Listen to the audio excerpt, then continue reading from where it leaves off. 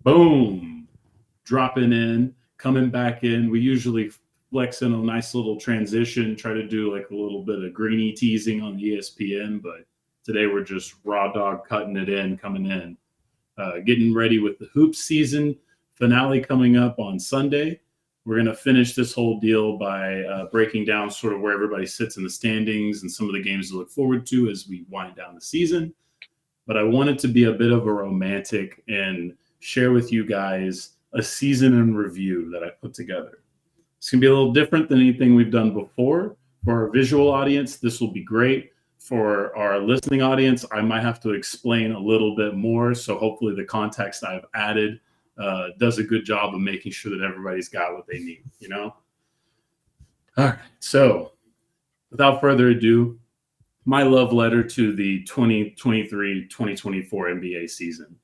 So far, of course, we still have playoffs and shit, but we're going to get started out with Jimmy Butler, and we're going to get started in Media Day because it's a natural beginning point here. And I just want you guys to enjoy a little bit of that. Yeah, not enough.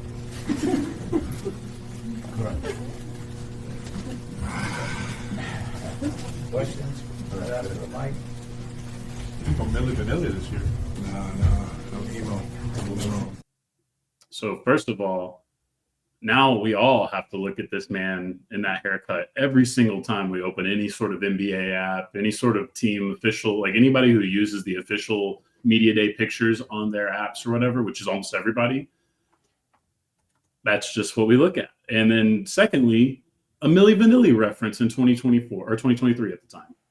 So what do we want to attack I was wondering first? if Butler even knew who they were, but he's probably old enough to at least have seen VH1 I Love the 90s or 80s or whatever. And he's also somebody who probably may have listened to Milli Vanilli if he was older. We're not going any further into that. But I do firmly believe that. Just generic pop music. Jimmy Butler has some eclectic tastes in music, is all I'll put it Okay. that way. That's fair. He's why Morgan Wallen thinks he gets to say every word in the English dictionary. Caesar, did you feel any type of way about the Ball Out Boy haircut? The only thing that I could think of was Fall Out Boy and Taking Back Sunday just blaring in my ears as I see him. It's important to note that he did end up getting into a Fall Out Boy video wearing this exact costume. So shout out to them for either putting this all together ahead of time or potentially them just capitalizing on it later. I'm not really sure how the order of operations went there, but I'm not sure, but like I like to picture that in Sugar we're going down swinging. It's just Jimmy Butler half court with the lip syncing. It's like we're going down, down, down, and around. you know, I heard a story a long time Crossover. ago that Jalen Brunson said that people used to take the ox away from Luka when he was younger, especially. And I often wonder if the Miami ox gets stolen from Jimmy on a regular. He's like, you fucking need me. Need this. Well, but that was the start of Media Day. And of course, the next is preseason. Preseason's a great opportunity for teammates, new and old, to get to learn each other, relearn each other, whatever, what have you. This year, we sent the Mavericks out to Abu Dhabi, I believe is where this was taken at. And of course, this is how the Mavericks season started. Bombastic side eye. Criminal offensive side eye. Follow up on that story. Grant Williams is no longer a Dallas Maverick, and Kyrie Irving is thriving as one. That was also posted by the Dallas Mavericks account. That with that audio on it? That exact video I just showed you is from their TikTok account. I don't know what to say about that. I'm also trying to figure out. That was amazing. What Grant Williams said about the Mavs. I can't remember. Oh, where he yeah, I don't remember. There wasn't just him, it was Dinwiddie too. Remember, it was Dinwiddie who had the whole comment about winning organizations or something or another. But then he went to the Lakers, and yeah. Either way, the new teammates getting to learn each other. Of course, like I said, there's a little foreshadowing that happens in preseason. Even if the games aren't that interesting, it's all-time body language police time to thrive. Of course, last year we had some storylines that needed to be buttoned up. Some things that, He said, "It's great to get a win for the city and play for the jersey for the name on the jersey that's across your chest, not on your back." yes. So that's actually misconstrued in all fairness. He is from the Charlotte area. So there is a difference in those comments, in my opinion. Because he literally you know what I mean? You're playing for the hometown team where you went and got free tickets to. You didn't have to have the name on the back thing, though. That seems like an intentional shot, but it probably was because of knowing who he was. But I also will give him the benefit of the doubt of understanding he's playing for the home market. Bad idea to say that when you still got a game against that team, especially when you know what Luka is.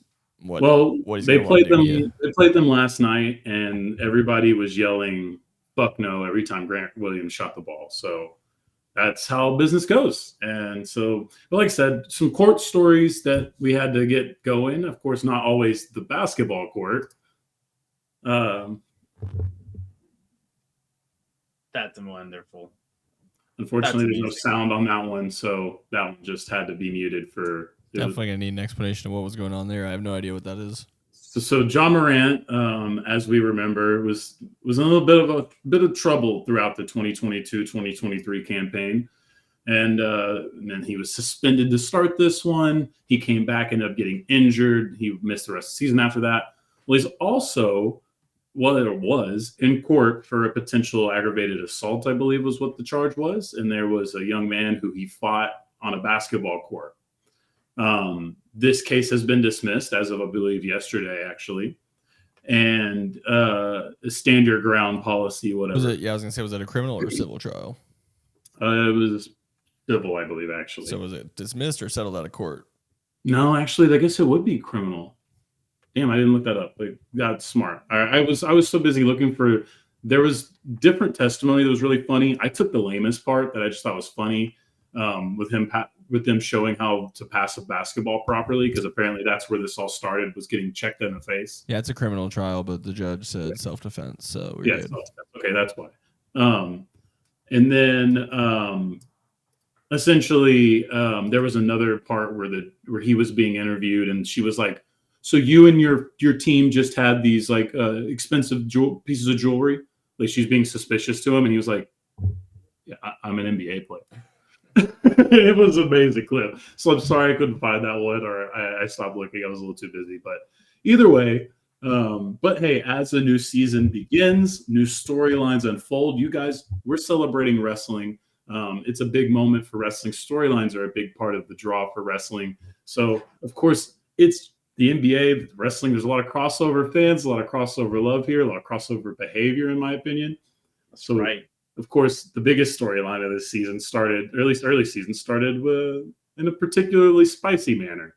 Well, Nick, I think is the man retarded? Shouldn't use that word, but sure. Developmentally disabled. So James Harden was forced his way out of yet another team and onto the Los Angeles Clippers, where he's from, and now LA our way exists. Chris Broussard had a very interesting reaction to start this whole deal. And so how do we feel about that? Was that our favorite moment of the year so far? Is that was so out of pocket and so left field? And dude, man, Chris Broussard should have just stayed being like the breaking news guy that he was in ESPN, because putting him on the panel, I'm just like, oh my god, this guy's. I just see a lot of bad and not a lot of good sources. He's got sort of and he has like a relative that has it, so it's technically fair for him to say cancel police. At least that's what he says, And obviously, we talked about at the time, Nick Wright agreed with him. So there's a lot of that's the underrated part about it. There's a lot of the conversation there. So anyway, James Harden went to the Clippers. It was bad to start, but hey, it got really good. But at the same time, James Harden did sort of leave some room for interpretation. That played so well when Harden came on as a starter. Westbrook went to the bench. Out of the corner, it's Kawhi for three. No. Back tap, right to Harden. Into the lane. Pitches to Coffee. All day, the lefty will raise. Now, it was nice and left that whole clip so that it showed him getting the assist and doing the right thing. But of course, if you didn't notice in the clip, he closed out on his teammate Kawhi. Yeah, Harden passes the ball to Kawhi and then immediately closes out on him to defend him. I remember when I read that on the title for the video on Reddit, and I was like, well, surely someone mistyped this, right? Did he ever explain himself? I never did. He claimed Yeah. he claimed he was trying to keep it loose. Yeah, They were trying up to have big. fun because It they was were a killing States whoever game. they were playing.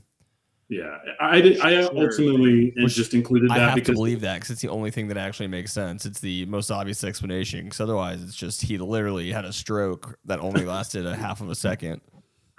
yeah, no, like I said, I left it long enough to show him getting the assist to Amir Coffey. So all spare and love and Ward James, we had to do that. And of course, maybe there will be more James Harden stories as we go. Of course, I didn't clip the whole 7-minute long rant the Mavericks guy had. He's kind of looked both stupid and right at the same time at multiple times this year.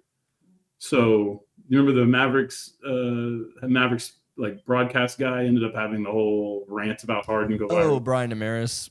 Yeah. Yeah.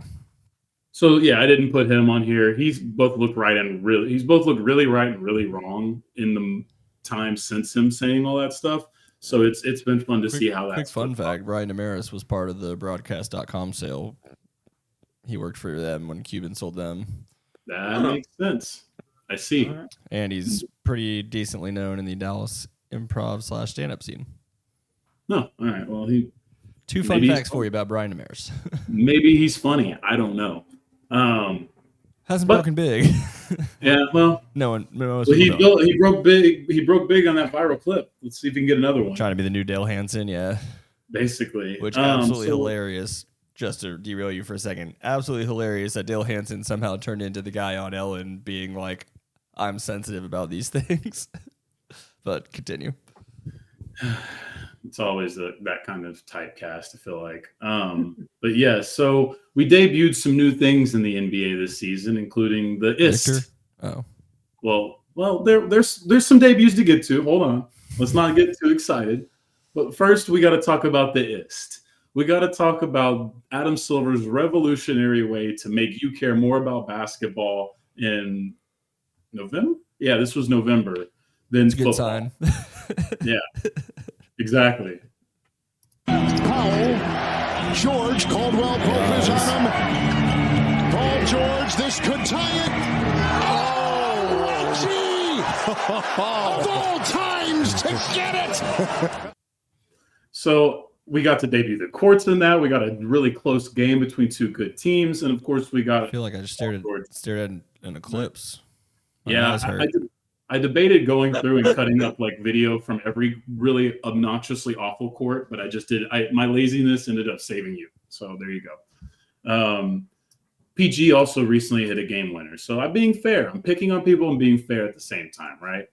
Of course, having an IST means you have to have an IST champion, and it was no other than the Los Angeles Lakers and LeBron James, who, I think the league is the most excited the Lakers and LeBron won the first IST title for a lot of reasons. It brought some eyeballs to it that probably, maybe, arguably wouldn't have been there otherwise.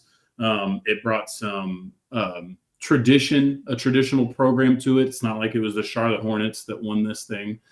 So if the Lakers do it, it looks cool for them to put an IST banner up. The league might have really wanted Charlotte to actually be able to claim something worthwhile. Soon, but not necessarily this one. The first one, no. But my favorite part of this was the Lakers choosing to celebrate this like they had actually won the championship. You got to give credibility to it somehow, right? You do. And my favorite specific thing LeBron did was look at what seems to be a group of Cam Reddish, Taurean Prince, and Rui Hachimura, I believe, maybe some more guys, and basically go from, oh, you guys know how to do this, to, oh, this might be all you ever get. And we caught this moment on the camera, and of course you did. I ain't did that before. I did this shit all the time. Yeah, they over here. At first he goes, yeah. Oh, no, y'all ain't did that before. And he's right. That might be the highlight of this. At first, I thought it was a mini ball of champagne. Then I realized that these guys are gigantic people. Exactly. Yes. Exactly. You casually forget that they're all over 6'5", 6'6". If you're a kickball fan and you know the name Gareth Bale, he was just recently pictured last night, actually, at the Warrior game next to Steph Curry, who was taller than him, or as tall as him.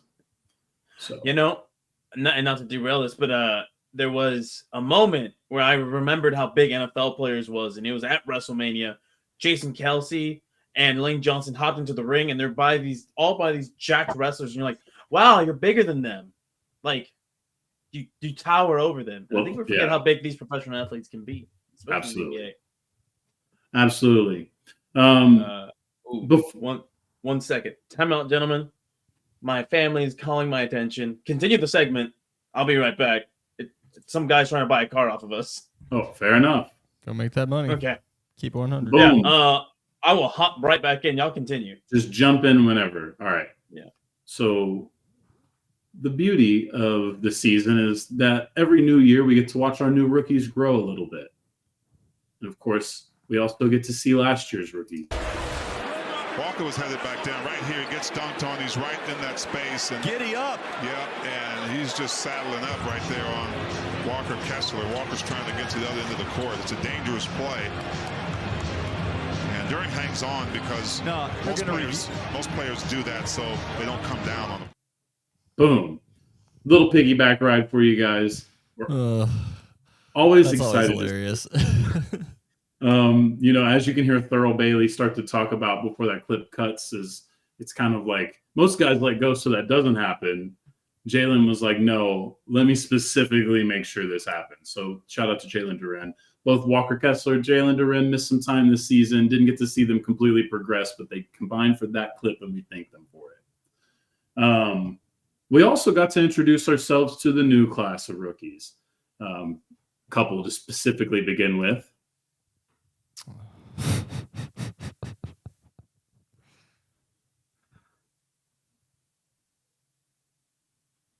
Obviously, the league didn't really have anything to, the league hasn't spoken on this. We've gotten many of these jersey swaps, and either Can't way, find them. a couple of rookies. Honestly, this is a great moment for them, in their career. For the listening audience, that was Grady Dick and Anthony Black doing a jersey swap and making sure they're standing in the proper order for it to say Black Dick. Exactly. I hope that helps the SEO. And yes, one of them does already have a podcast.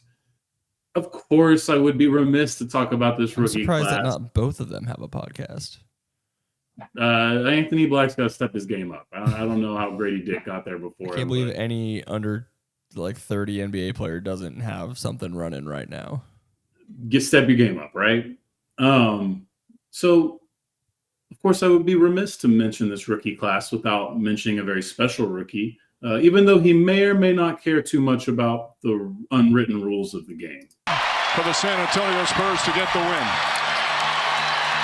McBride throws it down. Wembanyama has it, and it's over. Knicks fall short in one of the most thrilling and exhausting games we've ever seen. In overtime, Jalen Brunson's masterpiece comes up just short. An incredible 61 points in one of the great Knicks performances of all time. One shy of Time Mello's record of 62. But Victor Wembanyama with a 40-20 game. The good news is, for the at-home audience, Wembanyama catches the inbound in a game the Spurs are obviously going to win, and then throws the ball to a fan in the crowd, and you can go ahead from there. And Jalen Brunson was 1 point shy, as you would have heard, of breaking the Knicks' regular in-game scoring record. And essentially, this is obviously something that kind of is important, kind of unimportant, doesn't really matter. Jalen Brunson wasn't butthurt. And no, they never recovered that ball. That fan that I left for the visual audience, he got to keep that ball. My man. So that was a fun part of our little unwritten rules. But don't worry, Victor will break plenty of other things besides unwritten rules. Look, I don't think I just can't imagine in France that people are like, I was 1 point shy, I need that ball. Victor, or he might not even have any clue what's going on there. He's just happy they actually won a game and gives the ball to a fan. That's what I was going to say. Just don't tell Giannis about Victor's disdain for the unwritten rules, because Giannis wants his fucking ball back when he sets the record. I don't know if you have any of that in here. And because you guys like wrestling so much, I thought That this is was very, very pro wrestling. I'm sad Caesar's not in to see this, but if he was, I cut it to where this looked as much like wrestling as possible. Because this took a little extra to win this one tonight. Something's going on in the corner over here.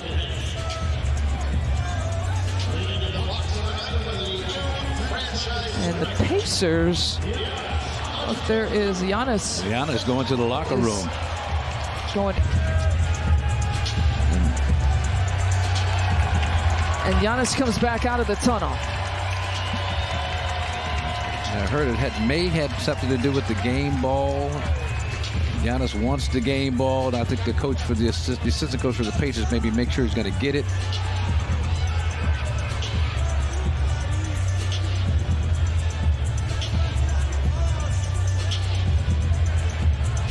This is not how we thought that this night was going to end. Well, here, the security guard Danny, the coaching staff need to be out here. Especially that last shot of the tunnel. That's a very wrestling behind the scenes type shot. And Dallas related. That was Rick Carlisle yelling at former Maverick Jay Crowder. So that was, there you go, a little bit. And obviously the funniest bit about it is Giannis is mad about the wrong ball. Yes, and he was wrong about the wrong. Yeah, he actually has the ball, but he doesn't think it's the real ball. So it's, oh man, yeah, that saga never really got a happy ending, except for everyone just kind of moved on, which is probably best for everybody. I think if I remember correctly, wasn't the funnier part about that is there's like a rookie or something in that game who probably could use a game ball more than Giannis could. Oscar Tshiebwe scored his first official point because the IST game didn't count. So the free throw he made in the IST game didn't count towards his stats ever. So his first official stats were in that game. Your win total? It doesn't kind of actually, because the Lakers will have more wins than the Warriors. Well, except for that one. Except for like, aren't like the pool games at least part of your? Yeah, they were all in there, but there was one extra game that you play that doesn't count. Oh, okay. And so that's a confusing and bad system.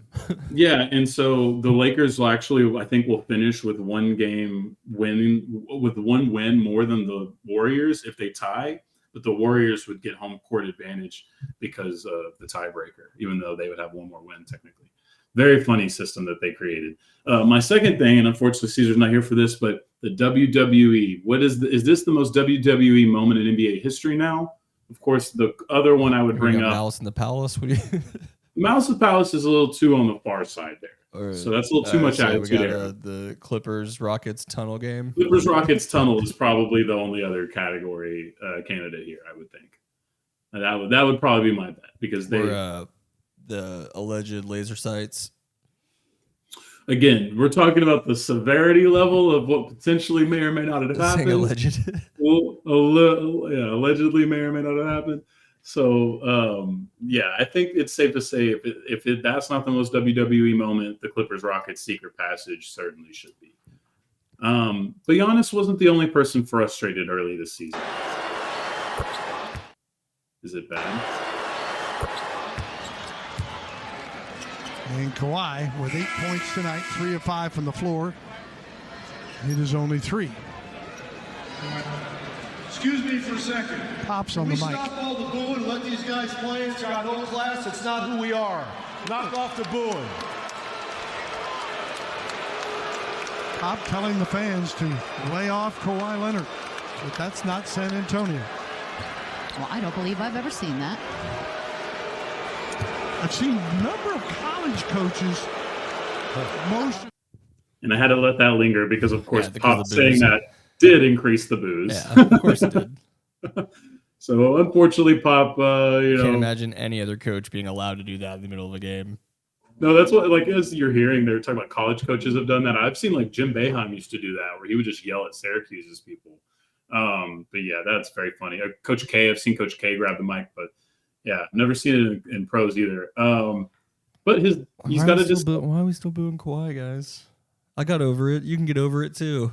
I feel like Wemby now, 5 championships in Wemby really makes no one else be sympathetic to the Spurs at this point either. So I feel like it's really just an inner city thing. If you guys really want to just do that, cool. But no one's sharing the sentiment. But unfortunately, it's like the rest of us who aren't booing can't overpower the sound of the booing. Yeah, no, So- I mean, I get it. It's like I said, I got over it eventually. I think they should too. Oklahoma City will always feel away about Durant. You know what I mean? I get it. These things happen. But his disciple, Pop's disciple, that is Mike Brown. He made sure to also show his displeasure this season by giving the media a little film breakdown of what he thought the refs were into. Man, I know David Guthrie and Brian Forte, great guys, great officials. I don't really know Inte well, but he seems like a good guy, and they're human and they all make mistakes. And I just want to dip. Let me see that, man.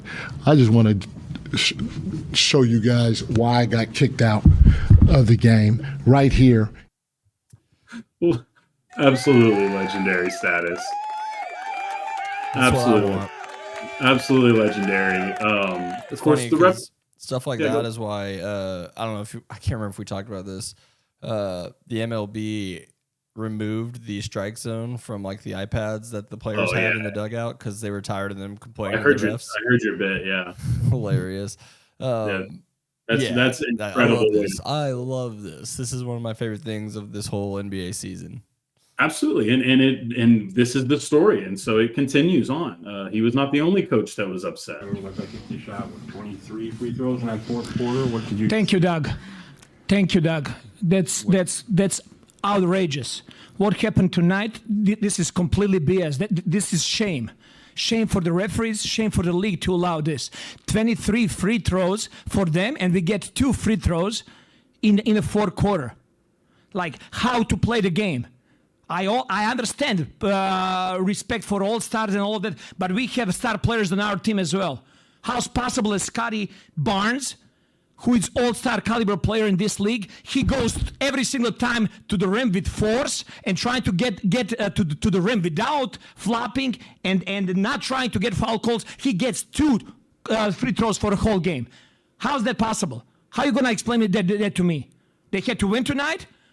If that's the case, just let us know so we don't show up for the game. Just give them a win. So I had to let that play out, but there's actually another minute and a half going on. I remember cutting that one up to put in an intro, and I was just like, I don't even know where I'm supposed to cut this. I love it too much.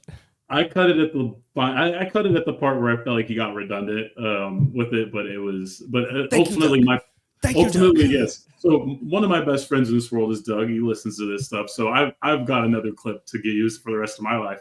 And then secondly, I clipped it at that very last part where I thought, because the most dismissive, funny thing he said was, if they need to win, just let us know. So we won't show up and play. That was the best. Accents we're still allowed to do. and hey, aggression started taking themselves out even on the court this season. Keep them away.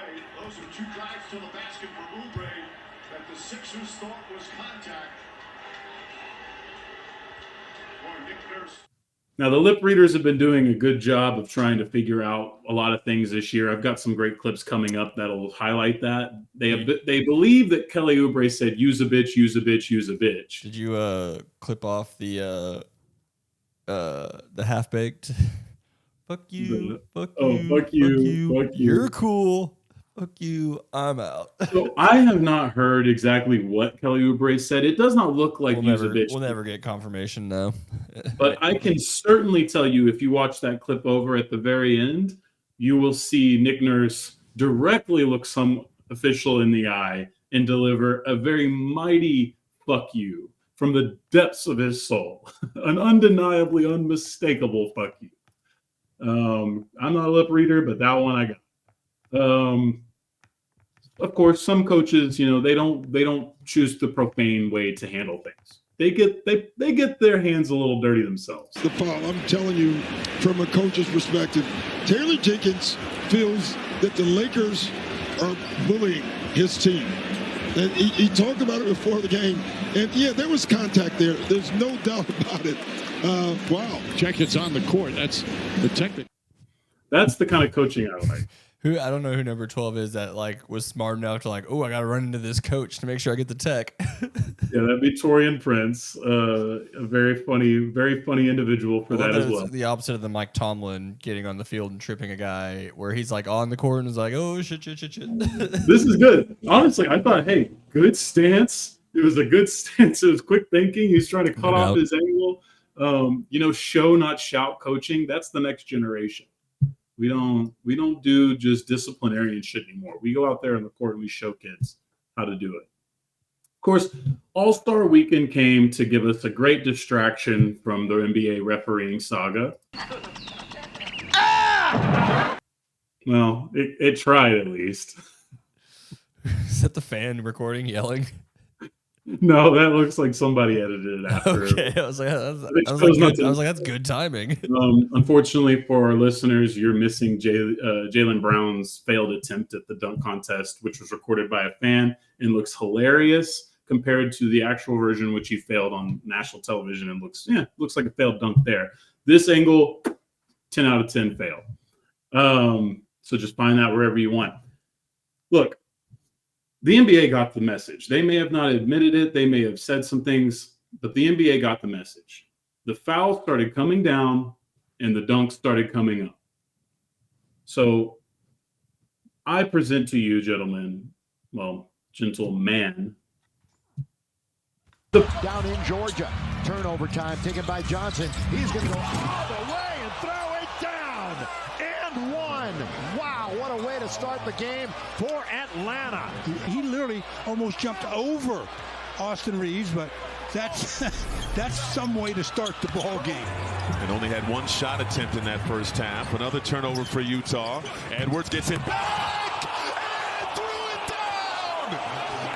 And one from the rafters. Hitter's hurt his hand on that too.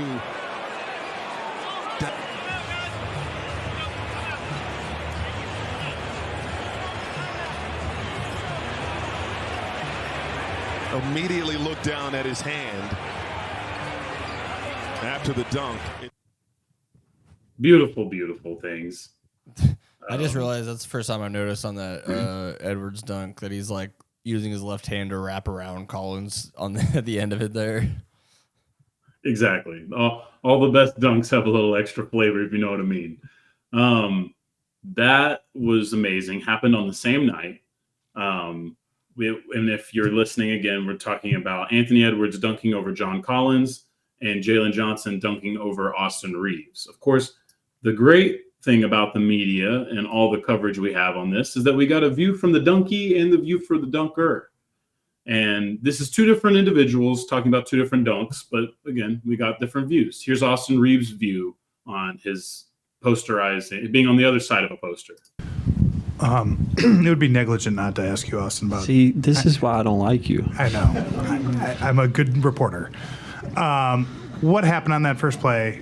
Everybody's seen what happened. Nobody had your view. You don't want my view. So obviously, he got a bit of more of a view than everybody else that usually gets posterized. Yeah, he got nuts in the face. If you didn't see the video, whole lot of. But don't worry for the visual or for just the listeners at home. This next reaction is a lot more verbal than it is visible. This is from Anthony Edwards reacting to his dunk. Ass nigga. Oh my god. Hey, that was my best dunk of my career, I'm not gonna lie. You got some good ones. Whoa, and we manifested a Caesar back into life. I'm back. Sorry for the delay, fellas. It's okay. You jumped in at a perfect time. So the dunker, we got the dunks of the year is where we're at. And we got the view from the dunker. Edwards talking to Caesar there at the beginning. Yeah, it may have been. Of course, local media got his reaction. That part didn't make the live broadcast, but it was put online for us to enjoy. So that happened. Of course, Anthony Edwards is always good for a few funny videos every year, and this is my favorite. Again, not highlighting the funny haha he said a word that we caught on camera. No, please listen to the very end of this video for why I hold it so dear.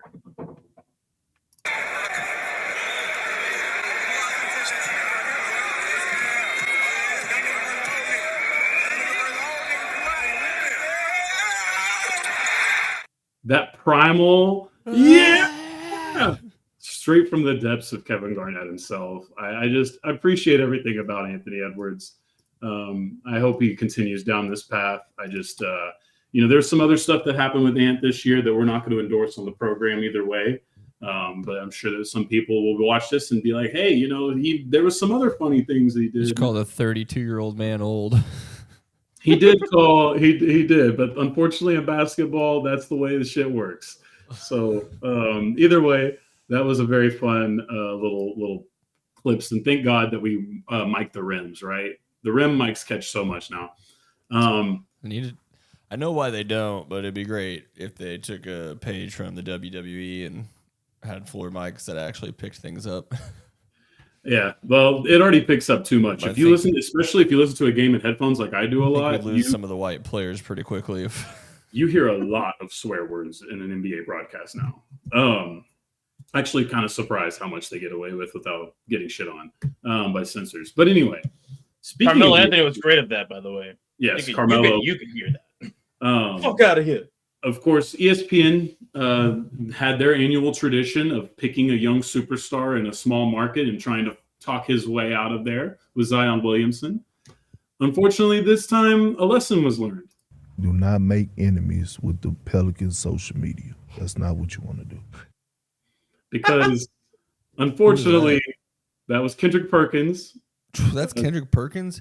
That was Kendrick Perkins. Would you like to see it again?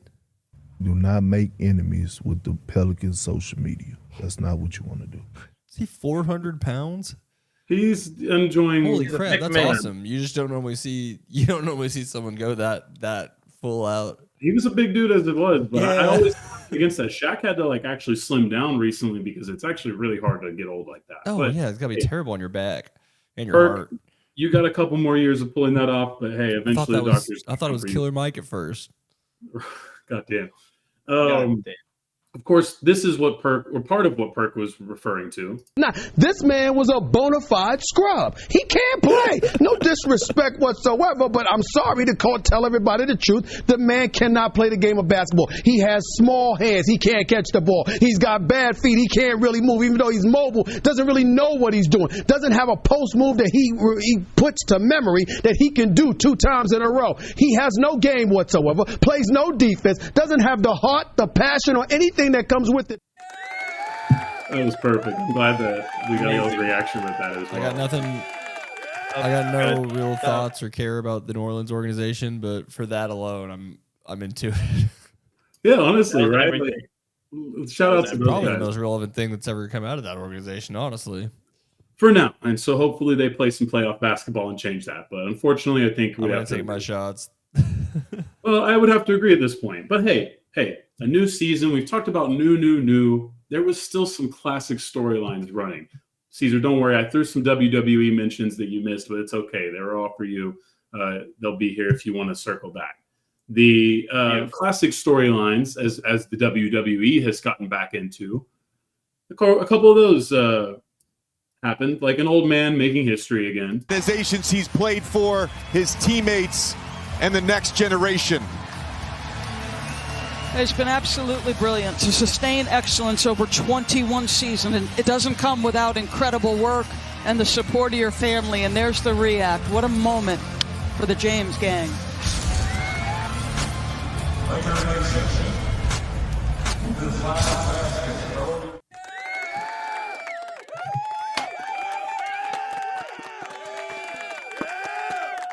So while some legends were getting their flowers while they could still smell them, others were still getting no respect. Yeah, I'm talking about Kevin Dangerfield himself.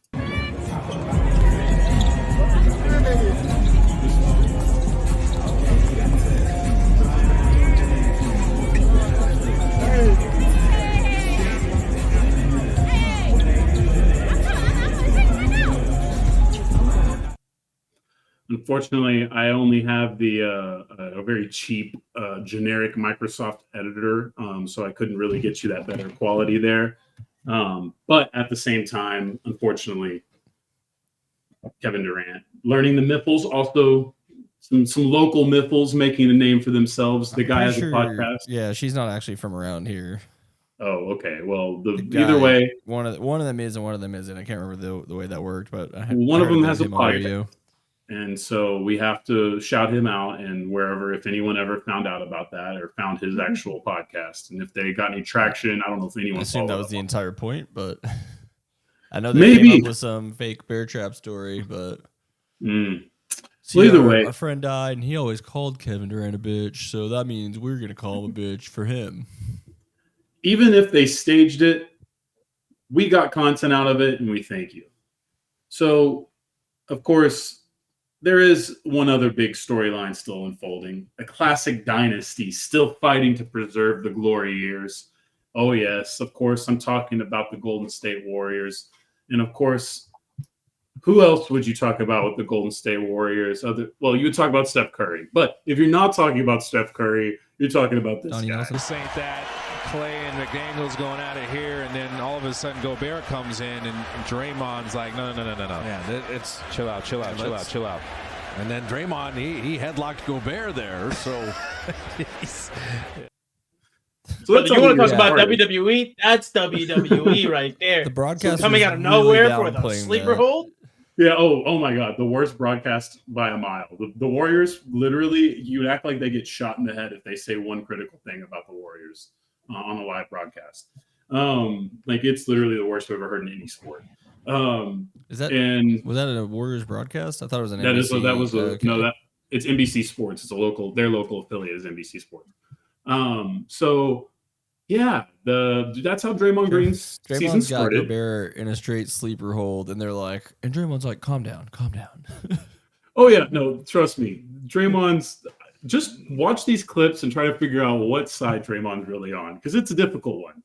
He's a genuine WWE character in real life. Oh yeah, like in real life, like the delusion, the aggression, the like I'm the victim, but I'm the one hurting people. That's textbook professional wrestling. If I've ever seen it, he's in the wrong profession. Is WrestleMania always this time of year?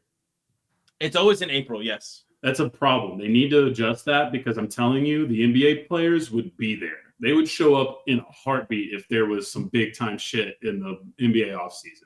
Oh, there is. It's called SummerSlam. Oh, okay. So SummerSlam is their thing. Okay, so they separate the football players and the basketball players because they can't play nicely. Yeah. All right, fair enough. All right, so that was how Draymond's season started. Of course, at that point, no one was really reading it. It's Draymond being Draymond. What? Guys, he's a champion. He's earned the right to do some shenanigans, right? Well, then society decided that we needed to have a conversation. Oh, man. Well, that's going to be a flagrant. Yeah. Was it? Was it a flagrant? Yes, it was definitely a flagrant, and I'm so happy that's why I had to leave that part just for Van Gundy to get off. It looks like it's going to be a flagrant. Yes, it does. Yeah, who knew smacking someone upside the head? But like, I'm talking about rearing back and smacking somebody upside the head is really what I'm talking about here. An impressive showing from Draymond Green there. Of course, that got him suspended, but an indefinite suspension, a weird little parting of ways temporarily. The way he reacted to it made him sound like he was going to break up with Adam Silver. Well, there was a lot. Him and Adam Silver had some emotional moments. But don't worry, because good guy Dre came back, and this was the new Dre. George, nice pass underneath. Plumlee missed the shot, though. And now grabs Pajemski, who gets hit in the face. And now Kuminga shoves Plumlee. Draymond Green comes in to hold Kuminga back. Ty Lue stepped in there. Just as you said it. Within seconds, tempers flare, coaches are on the floor, bodies hit the deck. They're starting to battle a little bit. Draymond Green and Paul George barking it.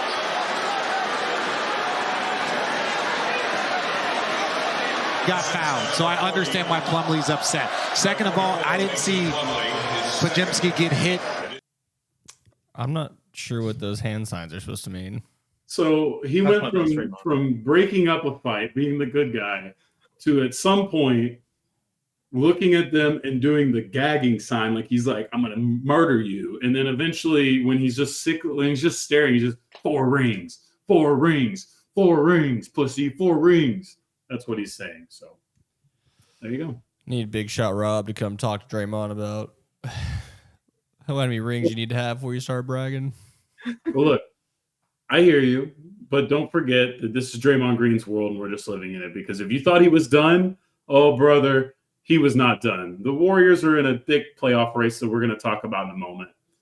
But he had enough time to deliver this gem for us in Orlando just about a week ago. A ball screen. Now you get a tech here.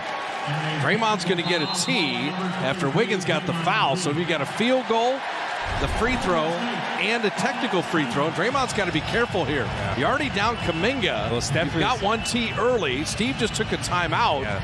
And you want to get away from Ray Acosta so this doesn't grow. You got multiple guys from the Warriors bench just coming over. He's letting them hear it. The officials are kind of letting him speak and say his piece. He got another tag. AJ's gone. He just got ejected. We are back, and we have quite a story developing. Draymond Green has been ejected. So we're even at 6, but a lot has already happened with 8:24 remaining in the first. So didn't need a big lip reading skills to know what he called that, Rev. No. The initials for anyone who couldn't see it they would start with P-A and N. He called him a P-A-N. Yeah. Although with that ref's haircut, he's sorry. Yeah, no, that was that. So that happened. Of course, it didn't actually affect things. The Warriors did win that game. Oh, surprise. Curry had a masterclass performance. Draymond got to take the night off, and then we got this meme. Or did we? Oh, in the background. Is it just Curry being sad? No, it's the "I'll fucking do it again" hug. Y'all haven't seen it? There's a picture of Steph Curry being hugged, or a still image taken from a video of Steph Curry being hugged by Draymond Green. And if you've ever seen the "I'll fucking do it again" goofy meme, it's Draymond looking dead at the camera after what we just showed you, being ejected 6 minutes into a basketball game. Not even, or yeah. That's math. And fucking getting, just looking at the camera like, worked like a charm. Worked like a T. Perfect fucking showing. Once again, Draymond Green has won this round. So we're waiting. We're going through technical difficulties. Oh, there it is. I don't know if that's the exact one you had. That was the quickest one I could find.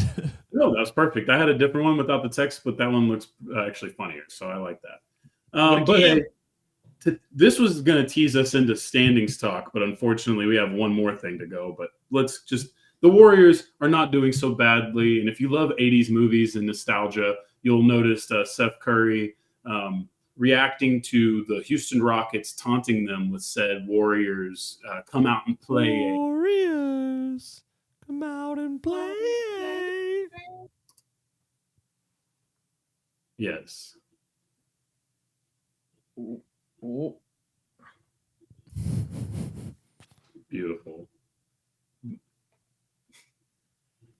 Awful video, no sound, but Steph Curry took the 3 bottles on his fingers and clapped them around in the waning minutes of a game that they had decided that essentially eliminated Houston. It wasn't official until Dallas, but it's basically eliminated Houston in that game. Oh, too bad. How many NBA players actually get the reference? Like, actually? I mean, shout out to Tari Easton. Tari Easton's like second year, third year in the league, and he was the one who made the reference. So, like, I mean, shout out to him for being a cultured young man, but he was wrong for doing it this time. I bet most of them were like, what does this have to do with Diddy and breast milk? Essentially, most of them were just as confused as most. But gentlemen, before we do a quick standings check and move on with the past the hoops today, last night, I'd already cut this up. I'd already written down how this was going to go. Of course, last night played a different game on us and gave us one last notable highlight, at least for the regular season. Stop moving. That's a steal for Drummond. Andre Drummond knocked it free, and Torrey Craig. No, you got to be kidding me. Oh, my Shaq to the fool. Oh, my goodness. Oh, my goodness. Oh, wow. That's a timeout. Oh, my goodness. Wow. Billy Donovan is furious right now, and Andre Drummond is hurt after all that. Man, you got to be kidding me. Oh, I think Torrey Craig was throwing up to himself, and I think Drummond thought he was throwing it to him. Oh, man, that's oof. Wow. And now the concern is with... Didn't get the got his reaction, unfortunately. That is one of the That was a beautiful funniest disaster things we've ever seen. Yeah, I mean, I really was like, I was like, there's nothing that's going to happen that's probably going to demand me to like have to add anything. There's like, we see so much so often, like you can force things, but then that happened, and I instantly was sitting on the couch and I just looked at my girlfriend. I was like, I got to go write that. I have to do that in the morning. I got to cut that was too good, man. Sorry, I'll be right back. Is Drummond actually hurt after that?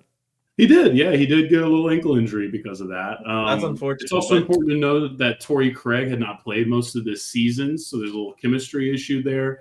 But otherwise, and I side with Andre Drummond. I cut the clip, but you could kind of hear it. Drummond got the steal. They were double teaming a guy. The ball was poked loose by Drummond, and they took it across court. Of course, and you guys saw the self oop, which is fine for Torrey Craig, but you're down in the game. It was a weird situation for a self-oop. It was a weird situation for an oop. Really, that was the unwritten rules of basketball say that you're supposed to just lay that in humbly and just take the points because you're losing. But try to do this is what Chicago ownership deserves. It is. I mean, this is why we call them the Dallas Cowboys of the National Basketball Association now. Jerry Reisdorf, Jerry Jones, they're the same human. In fact, we're about to talk about the play-in scenario. The 9 and 10 game in the East is about to be called the Jerry Reisdorf Invitational, because really it's his goal in life is just give me that extra game check, win enough games to be kind of watchable. That's all we're asking. Hey, we already won titles in the 90s. We don't ever have to win them again. That's how it works. So that's kind of where that franchise is, unfortunately. Not to interrupt, the Mavs have just beaten the Miami Heat, and continue on their win streak to 5 games. And it's a good segue to get into the standings check-in. We're not going to go too hefty here. I just have a few notes, but I will say, if I get some time, I think I'll try to compile all those videos, and including some of the ones in the playoffs that we'll inevitably get, and make like an Enya mix to it. And do like an end of year thing that we can post on the channel. So I wrote that down for later. Playoff scenarios. Looking at the East real quick, we're just going to bust open the standings over here. So the Bucks are slipping a little bit. Giannis is hurt. They did win a game against Boston on national television last night, but that really sort of also was undercut by the fact that their best player got hurt again. The Knicks are creeping up on the 2. That is very interesting. The Magic, the Cavaliers, and the Pacers are all fighting for the same basic matchup seeding area in the middle of the Eastern Conference. Philadelphia has like a little outsider's chance to jump right ahead. My biggest question before this was hours ago today, when will they switch to engage mode? Clearly, as you just mentioned, tonight was not the night, as they got killed by the Mavericks for no good reason, in my opinion, especially for how much hungrier they should have been than the Mavericks tonight. The Hawks versus the Bulls is pretty much, like I said, the Jerry Reinsdorf Invitational. We're not worried about it. So if you're looking at the Eastern Conference, Boston's got number 1 locked up. The Bucks might lose number 2, but even their dumbasses might keep the second seed. And then we're pretty much just everyone else has a little jostling going on, with Philly being the only one who could probably make the most meteoric rise. On the West, it's a whole lot else going on. just tonight you have a game that might basically decide the first place in the conference, in the Western Conference. You have Oklahoma, or you have Minnesota versus Denver. That's going to tip off pretty soon, actually. And then you have Oklahoma City, who, sorry, Patrick, beat the brakes off the Spurs. That game's not official yet, but they Spurs did the classic social media thing at the half where the score's in there, but you really got to look for it. Yeah. So it wasn't a pretty one. So Oklahoma City handled business. I mean, Spurs are doing what they need to do. So, well, yeah, at this point, I think they're locked into the same odds as the other 4 teams that are that bad. But yes, they can't progress higher. So they need to stay 4. They need to stay the 4 worst teams. That's the goal. The Clippers and the Mavericks are likely locked into another playoff series, which we can preview in depth at another time, but be prepared. That looks very imminent at this point. The Pelicans, the Suns, and the Kings are all sort of fighting for the same positioning. Also, the Bucks look like they're beating the shit out of the Magic without Giannis tonight, which is embarrassing for the Magic. Unfortunate missed opportunity for the young basketball team. And the Hawks lost to the Hornets, so Chicago is likely going to host the Jerry Reinsdorf Invitational. So good for Jerry. But yeah, so the Pelicans, the Suns, and the Kings are sort of fighting to stay out of the play-in. And the Lakers and the Warriors, I think the Lakers have a little bitty baby outside chance of sneaking out of the 9-10 game, but not getting into the 6th seed. And then the Warriors are stuck in the 9-10 game no matter what they do, but I think they can still host. I think it looks like the Lakers and the Suns, Kings, and Warriors are all locked in. Am I wrong there? Or that just means they're guaranteed to at least be in the play-in is probably what that means. So okay. The top 10 teams in both conferences already decided. Okay. Houston, Brooklyn are I officially thought out. the little dash P meant they were in the play-in already, but I think it just means that they're guaranteed to play in. Yeah, so you have PI, which is play-in, and then playoff spot, which is just, I guess, generic. Yeah, I'm good with the ZXYP over here on Yahoo. So that's the way that rolls. Let me ask you this. Yeah. If the Mavericks played in the East, would Luka Doncic be the unanimous MVP? Yes. Because they'd be a 1 or a 2 seed right now? No, not just that. I mean, I still think Luka could be the MVP next year. No, so not unanimous, first of all. This isn't a unanimous kind of year. There's too many good candidates. Second of all, and it's really hard to do. Second of all, I still think he kind of can win it here the way they've set up. I mean, this was another good night. He played, right? Yeah. I think he should. Like, I don't like. I'm okay with grandfathering certain players out of an award, and when you're Nicola's level, I mean, look, if you didn't, I actually hate this argument because this is the argument I hate for when people are like, "Oh, we can't do unanimous first ballot Hall of Fame for baseball guys because Babe Ruth didn't." But like, if you weren't going to give Jordan 10, you weren't going to give LeBron 15 MVPs, and what? No, I mean it's just that simple. It's a narrative award for the regular season. And ultimately, in my opinion, and I think a lot of people feel this way, is the goal is to get MVPs when you're still young and getting better.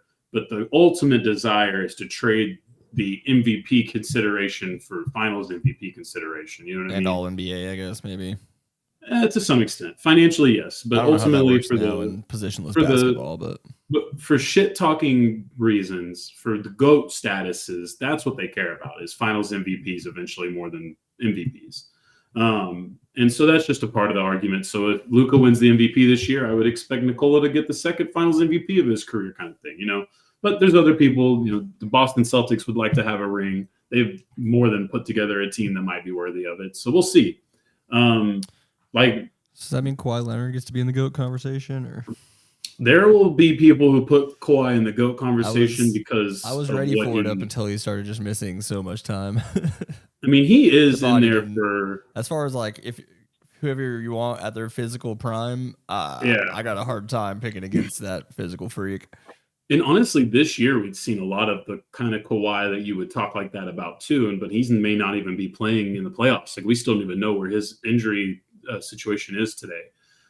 So we'll get to more of those as we go. The days ahead. So tomorrow there's going to be 5 games. The Celtics, we'll see if they rest for the Knicks. That ends up impacting the 2 seed. But since the Bucks won tonight, the Bucks might have locked in the 2 seed. I'm not sure. The Pelicans and the Kings will be playing tomorrow for a seeding game that's very important. And still got 3 games to go. New York could beat them. Okay, so then the Knicks need to win out. So we'll see if 49. the Celtics play. I don't know if tonight was win 48 or 49. Yeah, so I don't know when it updates either. I don't think that game's actually officially a win either for the Bucks. Oh, then never mind. They'll be at 49. Yeah. The Knicks. It's still 8 minutes possible, left, but probably unlikely. Yes, and then this is what to be prepared for. We won't dive into the wholeness of it, but here's a great run for just to be prepared. Friday night there will be 15 games, and then Sunday during the whole day there will be 15 games, and that's the end of the season after that. Some of the notable things, there will be a lot of teams just trying to handle business Friday night. There will be a Cavs-Pacers game that's worth watching for seeding purposes. There will be a Pelicans-Warriors game worth watching for that reason, and there will be a Suns-Kings game worth watching. Otherwise, it's just a bunch of teams trying to handle their business, essentially.